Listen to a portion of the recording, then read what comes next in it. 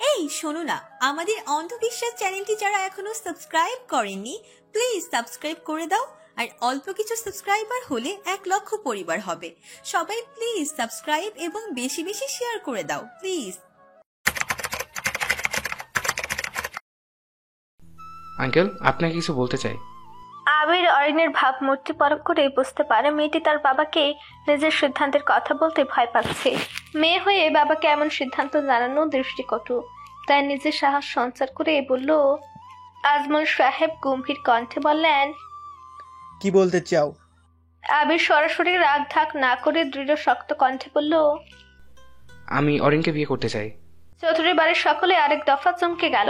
সকলে বিস্ময়ে অভিভূত হয়ে আবিরের মুখপানে তাকিয়ে রইল। আজমল সাহেব এহেন কথায় রেগে গেলেন। সোফা থেকে উঠে দাঁড়িয়ে হুঙ্কার ছেড়ে বললেন, তোমার সাহস কি করে হয় আমার মেয়েকে বিয়ে করার কথা বলার? আবিরের মাঝে কোনো দুলাচল দেখা গেল না।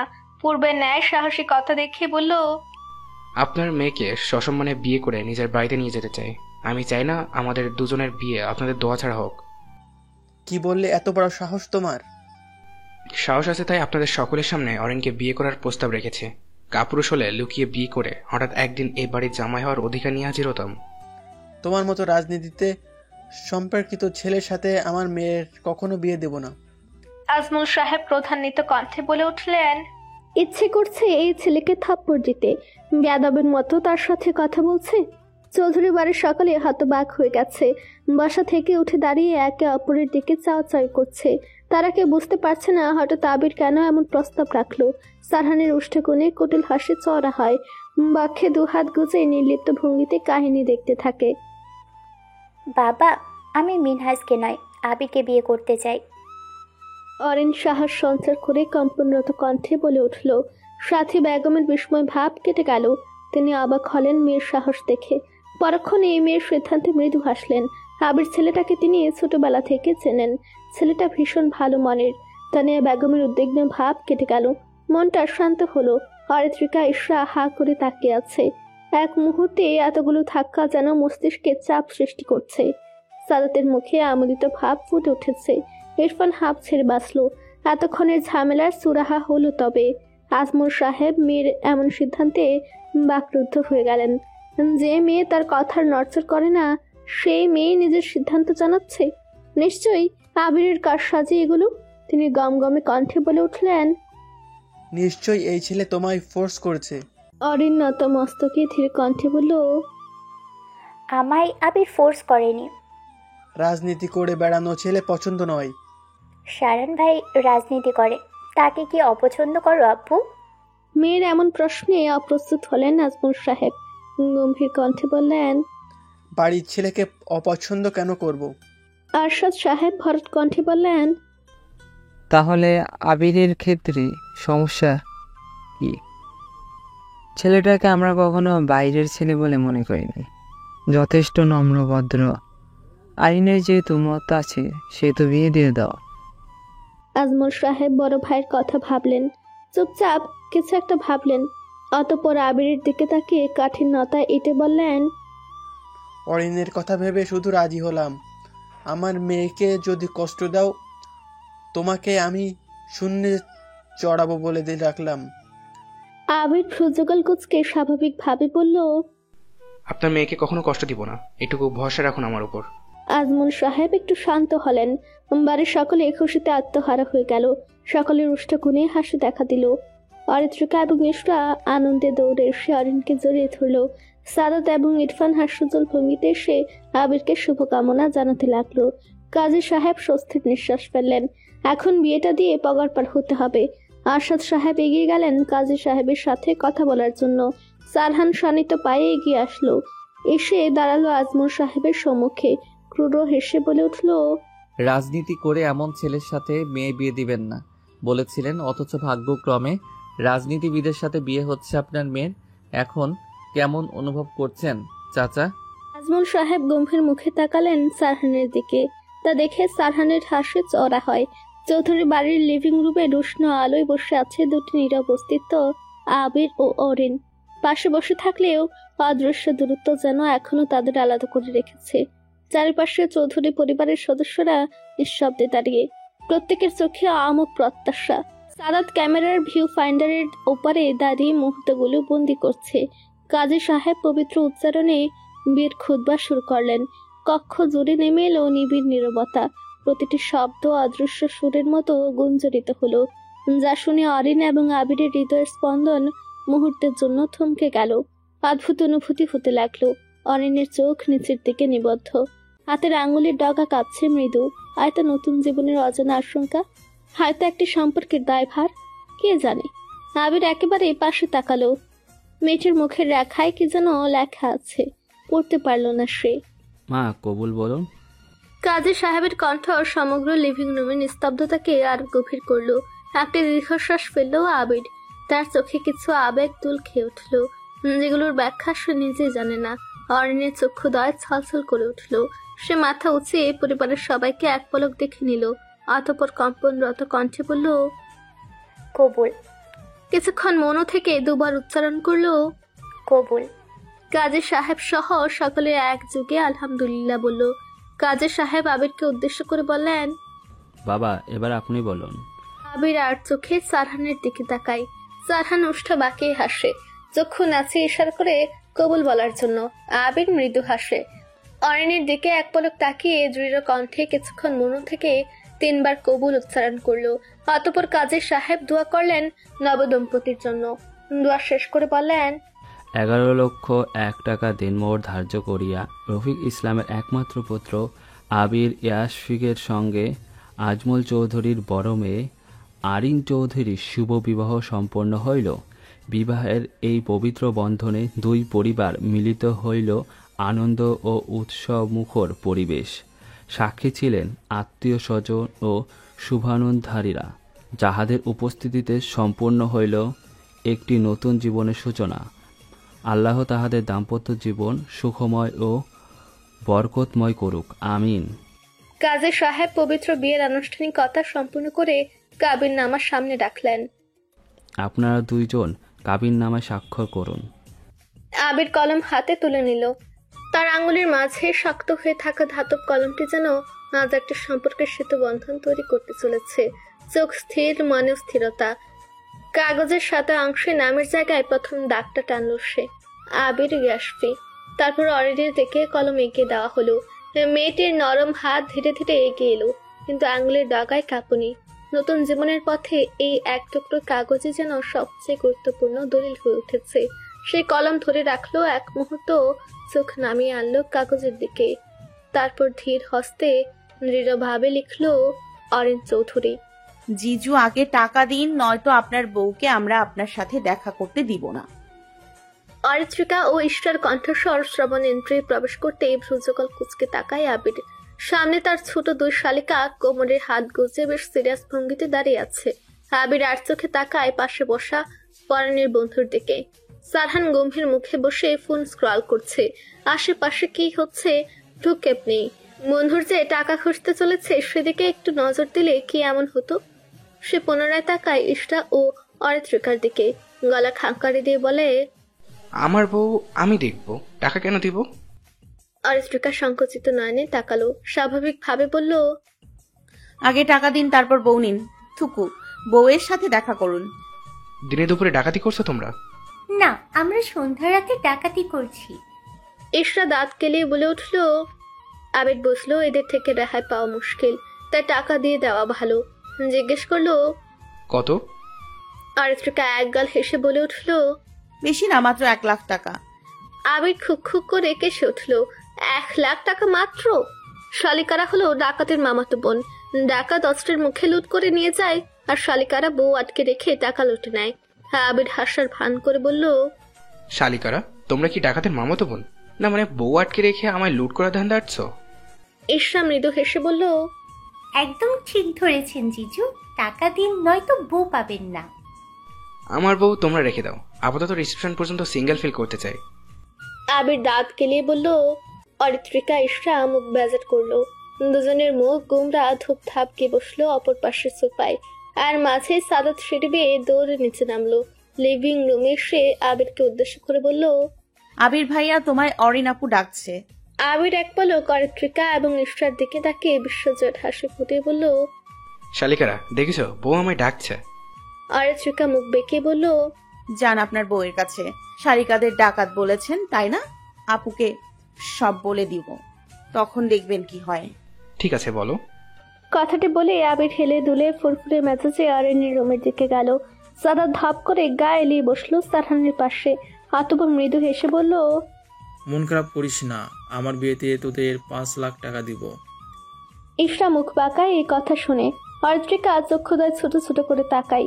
বড় ভাইয়ের বিয়ের কোনো খবর নেই, ছোট ভাই আসছে বিয়ে করতে। মনের কথা মনে গোপন না রেখে তেসরা স্বরে বলল, বড় ভাইয়ের বিয়ের কোনো খবর নাই, আর ছোট ভাই বিয়ের জন্য পাগল হয়ে গেছে। আগে তোর ভাইকে বিয়ে করতে বল। সাদাত সারহানের দিকে এক পলক তাকালো, পুনরায় দৃষ্টি ফিরিয়ে ক্যাবলা মার্কা হেসে বলল, ভাইয়ের বিয়ের আশায় থাকলে আমার বিয়ের বয়স পেরিয়ে যাবে। অরিত্রিকা মুখ টিপে হেসে বলল, তা ঠিক বলেছিস, দেখা যাবে আমার তোর ইশরার বিয়ে হয়ে গেল, কিন্তু তোর ভাইয়ের বিয়ে হলো না। কেমন একটা লাগবে, তাই না? একদম ঠিক বলেছিস। সারহান ফোন পকেটে রেখে দেয়। চিবুক শক্ত করে অরিত্রিকার দিকে রক্তাভ দৃষ্টিতে তাকাই। অরিত্রিকা সে চাহনি লক্ষ্য করে ধর ফুরিয়ে ওঠে। হাসি থেমে যায় তখনই। ইশরাও হাসছিল এতক্ষণ। সারহানের জ্বলন্ত চাহনি দেখে কাচুমাচু ভঙ্গিতে বসে রইল। সাদাত উষ্ঠে আঙুল চেপে চুপ করে বসে আছে। তোর বিয়ের শখ হয়েছে, পূরণ করে দেব। সারহান অরিত্রিকাকে উদ্দেশ্য করে গমগমে কণ্ঠে বলে উঠল। অরিত্রিকা ভয়ে শুটে গেল।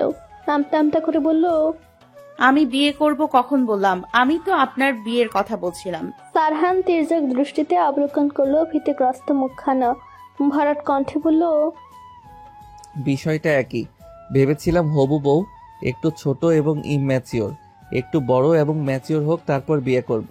কিন্তু তোদের জ্বালায় মনে হচ্ছে দ্রুত বিয়েটা করে ফেলতে হবে। অরিত্রিকার বক্ষ কেঁপে উঠল। সারহান ভাইকে তাকে ইঙ্গিত করে কথাটা বলল। দূরে দূরে বুক নিয়ে তাকালো শ্যামা মানবের দিকে। তীক্ষ্ণ চাহনি যেন একটু দিশেহারা করলো। ইশরা অবুঝের ন্যায় বসে রইল। সে বুঝলো না সারহান ভাই কার কথা বলছে। তবে কি কাউকে পছন্দ করেন? এই প্রশ্ন করার সাহস করলো না। সাদাত নড়ে চড়ে বসলো। সন্দেহবাতিক কণ্ঠে জিজ্ঞেস করলো, ভাই কার কথা বলছো? আমার না হওয়া বিবিজানের কথা বলছি। সারহানের নির্লিপ্ত কণ্ঠস্বর অরিত্রিকাকে বিচলিত করলো। তার মানে মানুষটা তার কথা বলেনি, ওনার না হওয়া বিবেচনের কথা বলছে। মন বিষণ্ণ হলো। খারাপ লাগায় মুখ ভার হয়ে উঠল। যেদিন সারহান ভাই জানবে মেয়েটার কেউ নয়, সে তখন কি হবে? কিন্তু তার মস্তিষ্কে বলছে একজন এমপির কাছে একটা মেয়েকে খুঁজে বের করা মোটেও কঠিন ব্যাপার নয়। কিন্তু সারহানের ভাবভঙ্গি সে বুঝতে পারে না। একটা মানুষের এত রূপ কিভাবে হয় সে ভেবে পায় না। সাদাতের সন্দেহ গাঢ় হয়। সে সন্দেহ বাতিক কণ্ঠে বলে উঠে, ভাই তুমি কার কথা বলছো? সারহান সাদাতের দিকে তাকিয়ে ফিসেল হেসে বলে, তুই যাকে সন্দেহ করছিস তাকে। ভাবছি বিয়েটা খুব শীঘ্রই করে ফেলবো। কি বলিস সাদাত? এবার বল, ভাবি পছন্দ হয়েছে? ভাই তুমি এসব কি বলছো? তুমি জানো এমনটা কখনো সম্ভব নয়। সাদাত উদ্বিগ্ন হয়ে বলল। সারহান ভাবলেশীন ভাবে বলল, সারহানের ডিকশনারিতে অসম্ভব বলে কোনো শব্দ নেই bro, just wait and watch. Sadat এহেন কথায় অবাক হয়। তাহলে কি তার ভাই বড়দের বিপক্ষে গিয়ে অরিত্রিকাকে বিয়ে করবে? ভাবতে গলা শুকিয়ে গেল। সামনে নিশ্চিত বড় কোনো হাঙ্গামা শুরু হবে। সারহানের স্বভাব সিদ্ধ অনড়ভঙ্গিতে বসে রইল। আজমল সাহেব মীর আকদের পর রুমে মুখ ভার করে বসে আছেন। আরশাদ সাহেব ছোট ভাইকে আবির ভালো ছেলে এটা বোঝাতে বোঝাতে হাঁপিয়ে গিয়েছেন। আজমল সাহেবের অবুঝের ন্যায় ভাব তাকে ভীষণ বিরক্ত করেছে। শেষমেশ বোঝাতে অক্ষম হয়ে নিজের রুমে চলে গেছে। তানিয়া বেগম এবং সাথী বেগম নতুন জামাইকে আদর আপ্যায়নের জন্য খাবার গরম করছেন। দুজনে ভীষণ খুশি। আবিরের মতো একটা ভালো ছেলের সাথে মেয়ের বিয়ে হয়েছে। আজকাল এমন ভালো ছেলে পাওয়া দুষ্কর। লিভিং রুমে নিস্তব্ধতার মাঝে উপস্থিত হয় ইরফান। সাদাতের অপর পাশে গায়ে এলিয়ে আয়েশ করে বসে। অতঃপর অরিত্রিকার মুখপানে স্থির করে। মেয়েটাকে মন খারাপ করে বসে থাকতে দেখে একটু বিচলিত হয়। অশান্ত ভঙ্গিতে জিজ্ঞেস করে, অরিত্রিকা মন খারাপ করে আছিস কেন? অরিত্রিকা এক পলক ইরফানের দিকে তাকিয়ে অন্যত্র দৃষ্টি ঘোরালো। তবু কোনো উত্তর দিল না। ইরফানের এমন প্রশ্নে সারহান একটু বিরক্তিবোধ করলো। সে কিছু বলতে গিয়েও থেমে যায়। এই মুহূর্তে সিন ক্রিয়েট করে লাভ নেই। অরিত্রিকার নিশ্চুপ ভাবে ইরফান আরো বিচলিত হয়। সাদাত তা লক্ষ্য করে দৃঢ় কণ্ঠে বলে ওঠে, বয়ফ্রেন্ড ছাকা দিয়েছে তাই মুখ পুরো করে আছে। ইরফান যেন থমকে গেল, অবিশ্বাস্য চাহনিতে তাকিয়ে বলল, অরিত্রিকা বয়ফ্রেন্ড আছে? বয়ফ্রেন্ড ছাকা দিয়েছে তাই মুখ গোমড়া করে আছে। হ্যাঁ আছে তো মনে হয়, হ্যাঁ আছে তো, মানে না হওয়া বয়ফ্রেন্ড। বেচারা অয়তিকা না হওয়া বয়ফ্রেন্ড তাকে হালকা ছ্যাঁকা দিয়ে অন্য একজনকে বিয়ে করে ফেলেছে, তাই অয়তিকা দুঃখ বিলাস করছে। এসব কথা বিশ্বাস করি না, মিথ্যে বলছিস তুই। ইরফান শক্ত কণ্ঠে বলল। সাদাত তপ্ত শ্বাস ফেলে বলল, হ্যাঁ ভাই মিথ্যা বলছি, তবে তখন কাহিনী কিন্তু সত্যি হয়ে যেতে পারে। ইরফান একটু শান্ত হয়, নিচু কণ্ঠে বিড়বিড় করে বলে, এমন কাহিনী ঘটার আগে অরিত্রিকাকে নিজের করে নেব, আর মাত্র কিছুদিন তারপর মামুর কাছ থেকে তার ছোট মেয়েকে পার্মানেন্টলি চাইব। সারহানের কর্ণকুহরে প্রবেশ করে শব্দগুচ্ছ, ওষ্ঠ কোণে ক্রূর হাসি খেলে যায়। ওষ্ঠ কামড়ে বিড়বিড় করে বলে, সরি ব্রো, সেই সুযোগ তোকে আমি দেব না। একবার যাকে নিজ থেকে দূরে সরিয়ে দিয়েছি তাকে পুনরায় নিজে থেকে দূরে রাখতে পারবো না। এবার যা হবে সবার সামনে হবে, কোনো গোপনীয়তা নয়। সাদাত হতাশ হয়ে তার দুই পাশে বসা দুজনের দিকে তাকায়, মুখ কুচকে বিড়বিড় করে, অয়ত্রিকা যদি জানতে পারে দুজন প্রেমিক তার পিছে পিছে পড়ছে, তখন তার ভাবভঙ্গি কেমন হবে? নিশ্চয় গান গাইবে, বিধি তুমি বলে দাও আমি কার, একটা মনের দুজন দাবিদার। আরে মাঝে লিভিং রুমে হেলে দুলে প্রবেশ করলো লেভি। দৌড়ে এসে লাফিয়ে অরিত্রিকার কোলে বসলো। হাঁটু তেহানো কান দিয়ে হাঁক চুকিয়ে গেল অরিত্রিকা, চমকিত নয়নে তাকালো কুলের উপর। লেভি অরিত্রিকার চাহনি দেখে ল্যাজ নাড়িয়ে ডেকে উঠলো। অরিত্রিকার মন ভালো হয়ে গেল, দু হাতে আগলে নিল লেভির তুলতুলে দেহখানা। উৎফুল্ল হয়ে বলল, কি হয়েছে লেভি সোনা, খিদে পেয়েছে? লেভি ডেকে ওঠে। সারহান তির্যক দৃষ্টিতে অবলোকন করতে থাকে বিড়ালটাকে।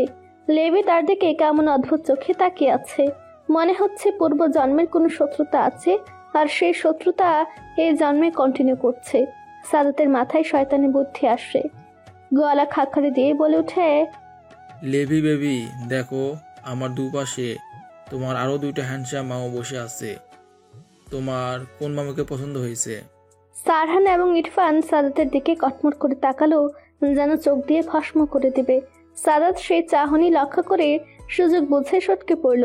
ইশরা এবং অরিত্রিকা খিলখিলিয়ে হেসে দিল। অরিত্রিকার দৃষ্টি স্থির হলো সারহানের দিকে, একটু করুণা হলো। আহারে, কাঠখুট্টা মানুষটার মামু ডাক শোনাতে মন ভেঙে গেছে। ইরফানের মন ভার হয়ে এলো, সে আর এক মুহূর্তে বসলো না, হান হনিয়ে উঠে চলে গেল। অরিন ডেকেছো কেন? আবিরের কণ্ঠস্বর কর্ণকুহরে প্রবেশ করতেই অরিন পিছু ফিরে তাকায়। আবির রুমের দরজা ঠেলে ভেতরে প্রবেশ করে। পাঞ্জাবের হাতা গোটাতে গোটাতে এগিয়ে এসে অরিনের সামনে দাঁড়ায়। মুখবয়ব স্বাভাবিক এবং শীতল চাহনিতে তাকিয়ে আছে। অরিন দু কদম পিছিয়ে গিয়ে বসে বিছানায়, আগ্রহী হয়ে জানতে চায়, আজকে থাকবেন? আবির শান্ত কণ্ঠে বলল, হঠাৎ এ প্রশ্ন? জানতে ইচ্ছে করছিল। দুই শ্বশুর থাকতে বলেছে, তাই থেকে যাচ্ছে। ও, বাড়িতে জানিয়েছেন বিয়ের কথা? অরিন একটু থেমে প্রশ্ন করে।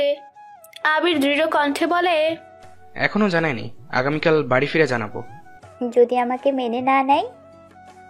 আমার বউয়ের মধ্যে কোনো কমতি নেই যে মেনে নিবে না, এসব উদ্ভব চিন্তা মাথায় আনার দরকার নেই। আবিরের দৃঢ় কণ্ঠের বউ ডাক্তার শুনে শরীর শিরশির করে উঠল। অরিনের বক্ষের শীতলতা বয়ে গেল, কিছুটা লজ্জায় আড়ষ্ট হলো। এদিক ওদিক তাকালো, সুতির ওড়নাটা সুন্দর করে গায়ে জড়িয়ে নিল। আবির দেখলো অরিনের লাজে রাঙ্গা মুখ, বক্ষে কেমন শিহরণ বয়ে গেল। ভাবতে অদ্ভুত লাগছে যে যে মেয়েকে 2 দিন আগে অব্দি বন্ধুর বোন হিসেবে দেখেছে, এখন সে তার বউ। হাতে অবশ্য সারহানের কারসাজে রয়েছে। ব্যাটার সুযোগ বুঝে বন্ধুকে দুলাভাই বানিয়ে দিল। মাথায় এত কুটিল বুদ্ধি নিয়ে কিভাবে ঘুমায়? আপনি কি ফ্রেশ হবেন না? পাঞ্জাবি পরে আর কতক্ষণ থাকবেন? অরিন নিজেকে সামনে নিয়ে ধীর কণ্ঠে বলে ওঠে।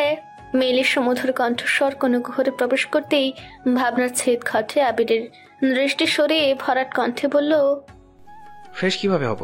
এক্সট্রা শার্ট প্যান্ট নিয়ে আসিনি। অরিন বুকা শুকা স্বরে বলল, কেন? যদি জানতাম বিয়ের দাওয়াত কবুল করতে এসে নিজের বিয়ে হয়ে যাবে, তাহলে শার্ট প্যান্ট নিয়ে আসতাম। আবিরের কথায় থতমত খেলো অরিন।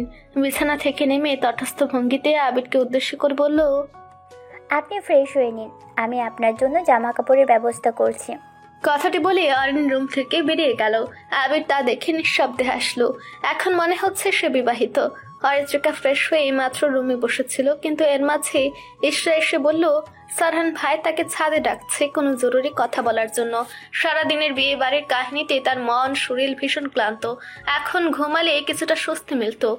অরিত্রিকা ভেজা চুল হেয়ার ক্লিপ দিয়ে আটকে নিল, অতঃপর মুখ ভার করে ছুটল ছাদের দিকে। রাত 10:15। সারহান দাঁড়িয়ে আছে ছাদের রেলিং ঘেঁষে, স্থির চিত্তে তাকিয়ে আছে অম্বরের পানে। অম্বরের মেঘাচ্ছন্ন আভায় দেখা মিলছে তারকারাজির অসম্ভব সুন্দর দৃশ্য। সারহানের মন আজ ভীষণ অশান্ত। কারণটা তার সিক্রেট অ্যামব্রোসিয়া, নিভৃত সুধা। পাষাণ মনের মানুষের মনে প্রেমিক সত্তার আগমন ঘটেছে। এটা হয়তো আগে কখনো অনুধাবন করতে পারেনি, কিন্তু এখন পারছে। অনুভূতিরা বক্ষ ভেদ করে উগরে বাহিরে আসতে চাইছে। এই অনুভূতি দমিয়ে রাখা কষ্টসাধ্য ব্যাপার। প্রণয়ের সন্ধিক্ষণে সে প্রণয়নীকে একান্ত আপন করতে চাইছে মন, কিন্তু কোথাও যেন আটকে যাচ্ছে। মন বলছে প্রেমিক পুরুষ ভালোবাসা জোর করে হয় না।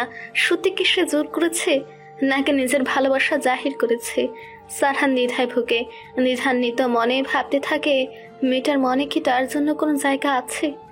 যদি প্রণয়নীর মনে এই প্রেমিক পুরুষের অস্তিত্ব না থাকে, তবে কিসের জন্য ভালোবাসার মানুষটিকে পাওয়ার জন্য মরিয়া হচ্ছে? সারহানের কঠোর মন এখন ভীষণ নরম। মন চায় মেয়েটি তাকে অল্প ভালোবাসুক, তবু তার থাকুক। অন্য কারোর পাশে তার একান্ত নিভৃত সুধাকে সে সহ্য করতে পারবে না। এত গভীর ভাবনায় পুরুষালী মনে উচ্চাটন দেখা দেয়। বিচলিত হয় ভীষণ, নিজেকে শান্ত করতে দীর্ঘশ্বাস টানে। সারহান ভাই ডেকেছিলেন? অরিত্রিকার সুমধুর মিষ্ট কণ্ঠস্বর সারহানের কানে প্রতিধ্বনিত হয়। তড়িৎ ব্যাগে তাকায় পাশে। অরিত্রিকা দাঁড়িয়ে আছে তার দিকে তাকিয়ে। নিবৃত সুধা তার ডাকে সাড়া দিয়েছে। প্রসন্ন হাসে সারহান। তবে তার রাতের আধারে অরিত্রিকার অগোচরে থেকে যায়। রাতের গভীরতা বাড়ছে। শহরে জনমানুষের আনাগোনা বৃদ্ধি পাচ্ছে। কিছুটা দূর হতে ভেসে আসছে যানবাহনের আওয়াজ। উষ্ণ শীতল হাওয়া বইছে প্রকৃতিতে। হ্যাঁ, ডেকেছিলাম। সারহানের শান্ত কণ্ঠস্বর। অরিত্রিকার স্বভাব সিদ্ধ কণ্ঠে সুধায়, কেন ডেকেছেন? এমনি। এমনি? এমনি কেউ ডাকে? সত্যি করে বলুন, কেন ডেকেছেন? অরিত্রিকা সারহানের ভাবলেশহীন কণ্ঠস্বর শুনে অবাক হয়ে বলে, সরু চোখে তাকায় মানুষটার দিকে। অন্ধকারে মুখের ভাব বোঝা যাচ্ছে না, তবে এতটুকু বুঝতে পেরেছে সারহান তার দিকেই তাকিয়ে আছে। তোকে অন্ধকারাচ্ছন্ন রাতে এক পলক দেখার ইচ্ছে জেগেছিল নিভৃত সুধা, তাই ইচ্ছাটা পূরণ করলাম। সারহানের হিম শীতল দৃঢ় কণ্ঠস্বরে মেরি অবয়ব কেঁপে উঠল। অশান্ত লোচনে তাকালো মানুষটার দিকে। পাষাণ মানুষটা তাকে এতটা ভালোবাসে, আর পুরুষালী স্বরে নিবৃত সুধা ডাকটা এত স্নিগ্ধ লাগলো কেন? তবে কি সে প্রেমে পড়েছে? নিষেধের অতল আধারে ঢাকা চারদিক। অম্বরের বক্সে এক ফোঁটা চন্দ্রের আলো নেই। কালো মেঘের কারো চাদরে লুকিয়ে আছে সমস্ত অম্বর। বাতাসের মাঝে বয়ে চলেছে অস্বস্তিকর শীতলতা, যা শরীরে কাটা দেওয়ার মতো অনুভূতি সৃষ্টি করে। চারপাশ নিস্তব্ধ, তবে সে নিস্তব্ধতার মাঝেই শোনা যায় কোথাও দূরে নিশাচরের কাশি উড়ে ওঠার ন্যায় ডেকে উঠছে। গাছের পাতার ফাঁকে ফাঁকে ফিসফিসে বাতাসের মৃদু শব্দ। রাস্তার ধারে ল্যাম্প পোস্টগুলো যেন মৃতপ্রায়। হলুদ আলো অস্পষ্ট হয়ে মিলিয়ে যাচ্ছে কুয়াশার অন্ধকারে। গভীর রাতের শহর যেন মানুষের কলরবের আবরণে মোড়ানো। দেয়ালের গায়ে ঝুলে থাকা পুরনো পোস্টারগুলো বাতাসের ধাক্কায় কেঁপে উঠে যেন কোনো অদৃশ্য কণ্ঠস্বর ফিসফিস করে কিছু বলতে চাই। দূরের কোথাও ঘড়ির কাঁটা ধীরে ধীরে টিকটিক শব্দ তুলছে, মনে করিয়ে দিচ্ছে রাত গভীর হতে চলেছে। অন্ধকারাচ্ছন্ন রাতের গহ্বরে ছাদের রেলিং ঘেঁষে দাঁড়িয়ে আছে মানব মানবিক। দুজনেই নীরব ভূমিকা পালন করছে, অথচ চারিপাশের শূন্যতা যেন তাদের নিস্তব্ধ কথোপকথনের প্রতিধ্বনি বয়ে আনছে।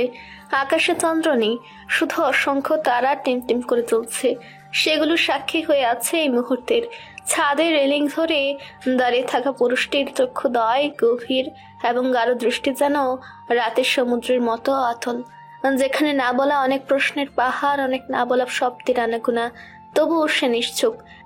বাতাসে উড়ানো তার চুলের ফাঁকে স্নিগ্ধ চন্দ্রের আলো না থাকলেও দূরের কোনো ফিকে আলোর প্রতিবিম্ব এসে তার মুখের কঠোর রেখাগুলোকে আরো স্পষ্ট করে তুলছে। পাশে দাঁড়িয়ে থাকা নারীটি নিঃশব্দের আবরণে ঢাকা। তার ওড়না মৃদু বাতাসে উঠছে সানন্দে। মানবী স্থির চিত্তে তাকিয়ে রয়েছে মানবটির দিকে। লম্বা দম নিয়ে সে যেন কিছু বলতে চায়। রাতের শীতল হাওয়ায় রেলিংয়ে ভর দিয়ে দাঁড়িয়ে থাকা এই দুই অবয়ব, তারা কি একে অপরের কাছে এসেও দূরে, নাকি এই নীরবতা, এই অন্ধকারাচ্ছন্ন রাতের সাক্ষী হয়ে থাকা ছাড়টাই তাদের গোপন গল্পের একমাত্র শ্রোতা? দূরের কোনো ঘড়িটির কাঁটা ধীরে টিকটিক করে জানান দিচ্ছে সময়ের প্রবাহ, অথচ এই মুহূর্তে তাদের কাছে সময় যেন স্থির হয়ে আছে একটি সন্ধিক্ষণের মতো, যেখানে ভালোবাসা, দ্বন্দ্ব আর অনিশ্চয়তা একসঙ্গে মিশে একাকার হয়ে গেছে। এমনভাবে তাকিয়ে কি দেখছিস? নিস্তব্ধতা ভেঙে ভেসে এলো সারহানের শান্ত শীতল কণ্ঠস্বর। অরিত্রিকার ভাবনায় ছেদ ঘটে। সে একটু চমকায়, নিজেকে দ্রুত সামনে নেয়। অন্ধকারাচ্ছন্ন রাতের গহ্বরে দাঁড়িয়ে দুজন মানবী পুরনো অদৃশ্য দেওয়াল ভেঙে চলেছে। পূর্বে তা কখনো হয়নি। অরিত্রিকা দূরের অন্ধকারাচ্ছন্ন প্রকৃতির দিকে তাকায়, শান্ত কণ্ঠে বলে, কিছু না। সারহান ব্যস্ত শহরে দূরের রাস্তার দিকে তাকায়, অতঃপর দৃঢ় কণ্ঠে বলে ওঠে, রুমে যা। আপনি যাবেন না? না। কেন? এমনি। সারহানের এমন নির্লিপ্ত কণ্ঠস্বর যেন অরিত্রিকার মনে গাঢ় প্রভাব ফেলল। মানুষটা রাজ হলো কি? কেন এত অশান্ত? কুণ্ঠিত ভাবে বলে, সারহান ভাই, আপনার কি হয়েছে? এমন অদ্ভুত ব্যবহার কেন করছেন? সারহান একটু নড়ে উঠল, তীক্ষ্ণ দৃষ্টিদ্বয় আরো তীক্ষ্ণ করলো। প্রশ্ন উপেক্ষা করে অতি অস্বাভাবিক কণ্ঠে বলল, ভালোবাসার মানুষকে পাওয়ার জন্য পরিবারের বিপক্ষে যেতে হয়। এমন সময় আসলে কি করবি ফাইরুজ? আমি তো কাউকে ভালোবাসিনি, কেন পরিবারের বিপক্ষে যাব? সত্যি ভালোবাসিসনি কাউকে? সারহান অতি শান্ত কণ্ঠ খাদে নামিয়ে বলে। অরিত্রিকা থমকায়। সত্যি কি কাউকে ভালোবাসেনি সে? কাউকে ভালো লাগেনি? লেগেছে তো সারহান ভাইকে, তবে তা গোপনীয়ই থাক। এটা ভালোবাসা নাকি ভালো লাগা তা আগে অনুভব করা প্রয়োজন। কিন্তু সারহান ভাই তাকে কেন এমন প্রশ্ন করলো? ভালোবাসার মানুষকে পাওয়ার জন্য আমি কি করতাম জানিস?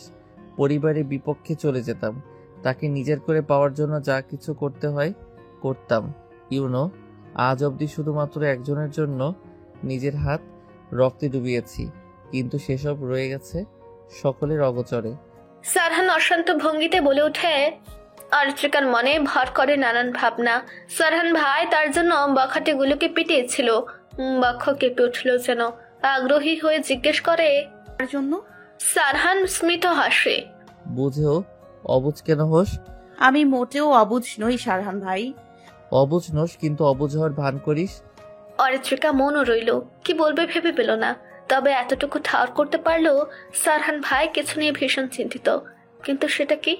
সারহান ক্ষণ কাল ভুলে সরাসরি প্রশ্ন করে, তোর হাতে মেহেদি দিয়ে আমার নাম কে লিখে দিয়েছে? অরিত্রিকা এহেন কথায় ভরকায়, মেহেদি দেওয়া হাত পেছনে লুকায়। আমতা আমতা করে বলে, আমার হাতে আপনার নাম লেখা নেই। সারহান অরিত্রিকার দিকে সরু দৃষ্টিতে তাকায়, ভ্রুযুগল বাঁকিয়ে ভরাট কণ্ঠে বলে, তাই? হ্যাঁ। তাহলে হাত লুকিয়ে রেখেছিস কেন? কই? বাম হাত সামনে এগিয়ে দে। অরিত্রিকা মুখ বেজার করে বলল। সারহান বাঁকা হেসে বলে, স্পেশাল থেরাপির কথা মনে আছে নিশ্চয়ই?